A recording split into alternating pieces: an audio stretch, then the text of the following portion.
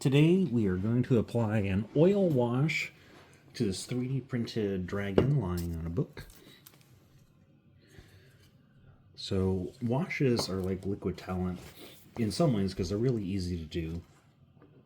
It sounds complicated, but it's not. We're going to use oil paints, which I was scared of, to find out they're pretty easy to work with. It's a fun way to paint.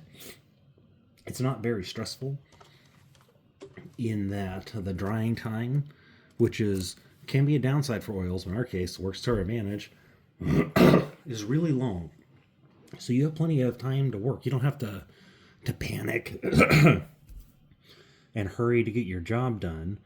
And the best part is, and even if it doesn't look right at the end, with oil paints, you can reactivate them with the same stuff that you used to make them liquidy in the first place and try again, or just wipe it off.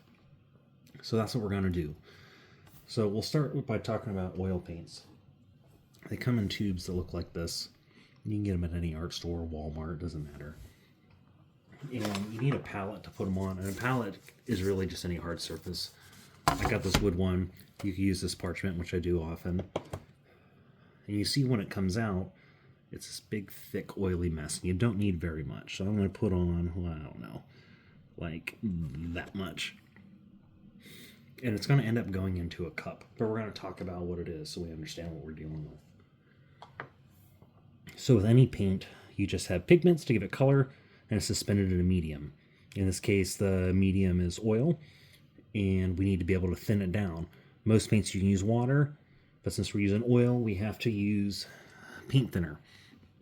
So we're using odorless paint thinner. This is a Mona Lisa brand. You can get it at any art store. Might also be called mineral spirits or white spirits. You can use turpentine. You can use all kinds of solvents. This stuff is a little less toxic. I'd recommend use it. Still toxic. Pretty gross stuff, but just be careful. You don't splash it around. Respect it. Not a big deal. What we're going to do is add this to this paint to thin it out, and we're going to make it pretty dang thin. And then we're going to coat the entire thing. And I'll show you how to do it. It's sloppy. It's fun. So we add in our mineral spirits. And you're going to add some amount into the cup. You don't want too much. We'll start with just a little. Oops, as I make a mess. That's fine. Doesn't matter. Okay, so we're going to get some in here. I was trying to show off our camera. That doesn't matter. Okay. So we have a little bit in there. Kind of looks like this. And then off to the side, I have some mineral spirits that I used yesterday. They're just plain mineral spirits. To make our wash, we're going to get our brush wet with our mineral spirits so the bristles won't be stiff. And then I'm going to pick up our paint like this. Just get a big old glob onto it. And we're going to stick it into our mixture here, our mineral spirits. And we're just going to mix it. Mix. And it's really globby, so you're going to have to stir it around and break it up with your brush. And you don't have to be delicate with it. We're just stirring the stuff into a really thin consistency.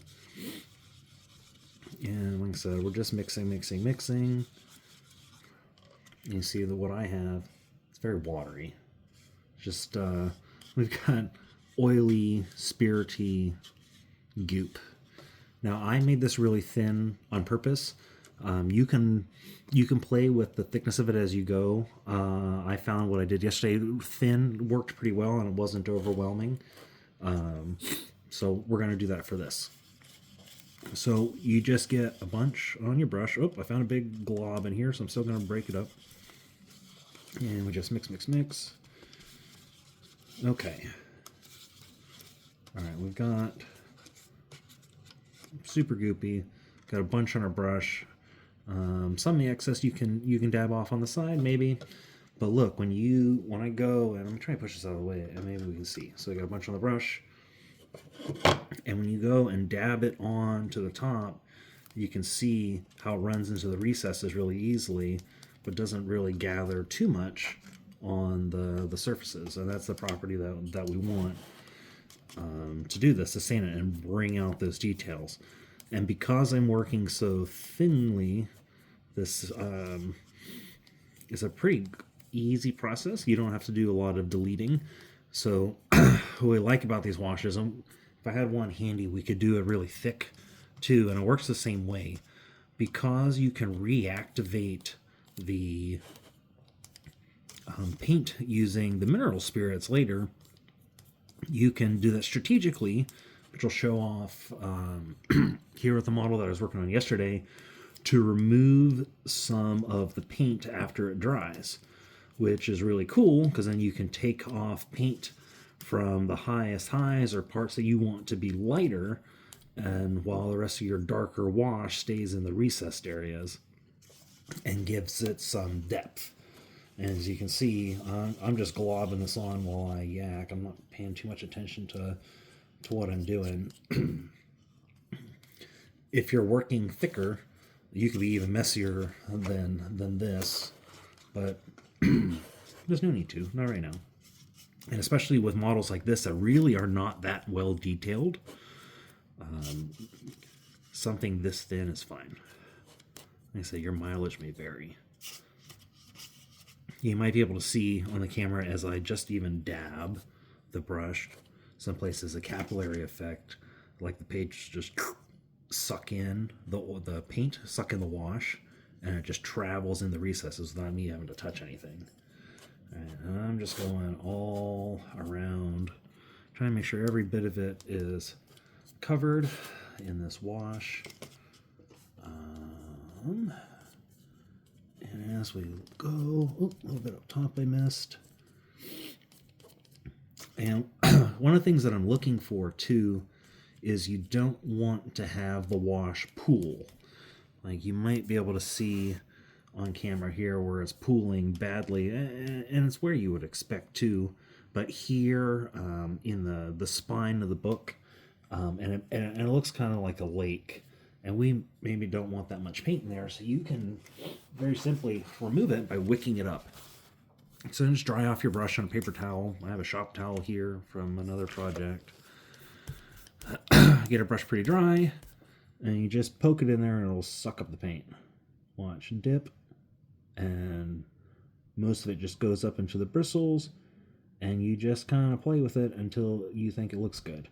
You know, I'm sucking out more paint because I didn't want that much, and it's flowing back in. Dab off the excess onto my paper towel. I think I'm going to suck out a little bit more. And yeah, I like that. Okay, I'm making sure that the spine looks even to me. Yeah, see how it brings out the vertical lines here in the spine. I'm going to add a little bit more here, see if I can get it to come out more. Yeah, see, I can just touch my brush to the top, and the oil paint just runs down into the recesses and down to the bottom. Now it's paint and it's messy, so put something down. I like parchment. It's cheap and does a good job. Now look at that. Ooh, let's soak that up. There's a little bit too much on the wings. I don't like this here. Like that looks kind of globby to me, so I'll just stick my, I'm trying to do it so you can see. Stick my brush in there so you can, yeah, see how the paint just kind of sucks up into the bristles. And you just look at it, like, and if it looks good, cool. And if you want to take away more, do it. And that's just what I'm doing. I'm just kind of seeing what looks good to me and taking some off of the dragon. And just like that, look how much more visible the text is, how you can see the scales of the dragon. Oh, let me look at this side. Maybe take off some here. It's easy to forget you're dealing with a 3D object, so hey, rotate your thing around and have a look. Oh, and have some pooling here. But I don't know, you can go back in time and look and see how long this took. But yeah, it wasn't that long. You let it dry, takes a few hours. I let it go overnight, but you can assembly line these, do a whole bunch. I still have a ton of wash left, and I used it in any bitty bit of paint and just a splash of thinner, and I got more of it on the table than I did in my cup initially, I'm pretty sure. So that's that part. So let it go. I will set this off to the side, and I'll show you the deletion part of what about reactivating the paint. Oh, so brush care. You got a bunch of oil paint in here, and this cup is your wash. Just go back to your plain spirits. Just dab all the stuff out. Just pretend like it's water. Don't drink it. It will make you sick. Dab it out, and then just onto your paper towel. Just wipe all this stuff out and set it aside. This is a dollar store brush. You can go to Michael's, go to Hobby Lobby, and wherever you like. Like I said, the paint you can get anywhere. Any oil paint, dollar store, you can get them. Easy to find. Like I said, none of this stuff is too expensive. Okay, so let's move this guy out of the way. You want to avoid touching it while it's wet so you don't get fingerprints on it. Not the end of the world if you do. Just dab a little bit more wash on, but why make more work for yourself than you have to? Okay, so we'll go to the dragon that I did yesterday. We'll set it here. Oh shoot, I gotta do the other part of the book. Well, we'll do that in a minute. We'll set it aside. Okay, so the same thing applies. We are going to try and remove some of the paint using the thinner and a makeup brush. So you can use a couple different things. So get these makeup wedges, again from the dollar store. I got on Amazon a whole bunch of these little makeup brushes, and they work great. That's what I'm going to use for this. I don't know how well this is going to work on this type of model. It should. The principle's all the same, so it should work. And all we do is take our plain mineral spirits, just, nothing that we intentionally added paint to other than rinsing. All right, we get some onto our sponge or whatever you're using to wipe it off. You can use a brush, you can use a rag, you can use anything. These are really easy to control. I recommend not using regular Q-tips. The fuzzies will get into your paint. It'll make a mess. It'll make you angry. So don't use those. Use something lint-free. That's my tip to you. All right, so let's see how this looks when we try it. So where the light would be at the top, I'm going to try and take off some paint, and we go and we reactivate the paint that's on here. Oh yeah, you can see it coming to life. Yeah, and you can see a bit it's coming off onto my sponge, right? So we can just do this, and I'm going kind of quickly here over the high points to try and bring a little bit of life or color back in, and right, we can just keep on adding our spirits to our brush. I don't know if you saw, I tried to dab the spirits off onto my hand because with acrylic paints, it's just water and you use your hands for stuff. You don't want this stuff on your skin, so make sure you have a rag of some sort to get the excess off, or just in general. All right, so I'll just dab some off and go back to town. What were we doing? Okay, I want his nose to be shiny, so I'll suck up some there. Come here. Oh yeah. See how his nose is shiny again? And I said all it is just touching the brush. Like this part here is kind of gross looking, so I'm going to reactivate it, wipe some off. You can see I had too much thinner on my sponge, and it ran down, which can be dangerous because now it's going to reactivate everything it touches. Not the end of the world, but especially if you're doing teeny tiny details, that really sucks. You don't want to do that.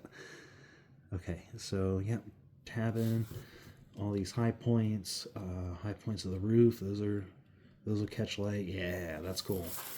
Right, I think I'm gonna go and do punch off and do the tops of all these spikes. And more like directed towards the viewer. Yeah, just hitting the tops quickly, just to bring some life back to these. There, I'm going to go lightly across the top. Why not? And then on the clean side, I'll try and just going to dab some off. Yeah, you see, it comes off pretty well. And now there's a shiny streak here. Now, it is not totally necessary when we're doing these large-scale things, but it's just these little bits of detail that make things stand out. Another way I'll demonstrate it too, because I look at it, this I did not do a good job. Is that you can see all this paint. I didn't apply it very well. It dried all smeary, so I'm just going to wipe it up as best I can. So we'll get this ready and just wipe. And you see as it reactivates the paint, it comes up pretty easily. I can take my towel, wipe it out, kind of smudge it. Now see, that looks way better, right? So I can hide my mistakes. And then here, like, here's pretty ugly. I can go, yeah, I think in the future I won't paint this part or paint it separately. I did it with it all together and I don't like the way it turned out. So I'm just going to wipe it off as best I can. Now you won't completely get the paint off. It's going to leave sheen's not the right word, kind of a filter. Like it'll darken the color. Brown's the type of paint we use, so it'll be dark brown, which is good. That's great. It makes it look aged. It doesn't just look like shiny spray paint. Like we did something to it, add some value. Yep, and that's what I'm doing. I'm just touching up, looking at places where I think I'd want to clean up where there was some pooling I didn't get to. But even then, here I see some buildup, and it looks kind of cool. It just makes it look aged. And aging's a whole nother thing you can do.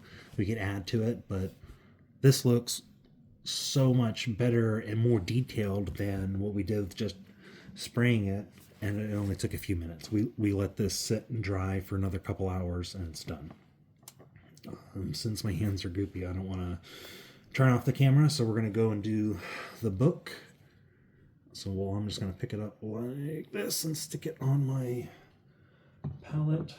I'm going to put the cap on my spirit so I don't dump it on my carpet. Okay, book time. All right, we're going to repeat the process. So if you'll remember, book, get our brush just in our plain spirits to get it wet. Get some of the excess off. It's good to do it on a paper towel or the side of your cup. Go into our soup mix and just get a bunch on your brush. It's watery. You know you're going to use a bunch, and you can just spread it. So having it drippy is okay. Just understand you have to move it around. And yeah, well, actually watch when I touch each of these parts to see that capillary effect, and watch it go into each of the grooves here and how quickly and easily we can make the detail come out.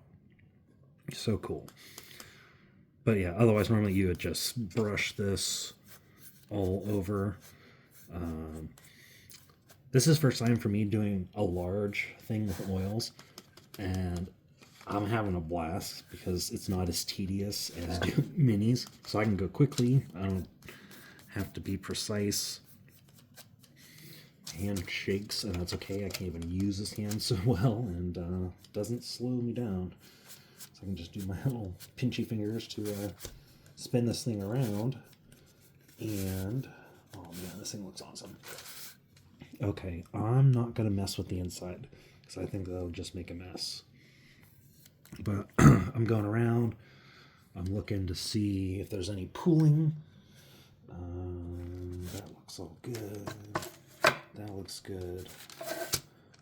Okay. That took no time at all. I'm done. So you can do this. This is really easy. If you need help, ask. You could do this with any color, with anything. Anything that you paint. A brown wash or a black wash goes a long way. But it works with any color. All you need is an oil paint. There's acrylic washes that you can buy. They are convenient, but they dry really quickly. So I think for what we're doing, we don't need that. But tell me what you think.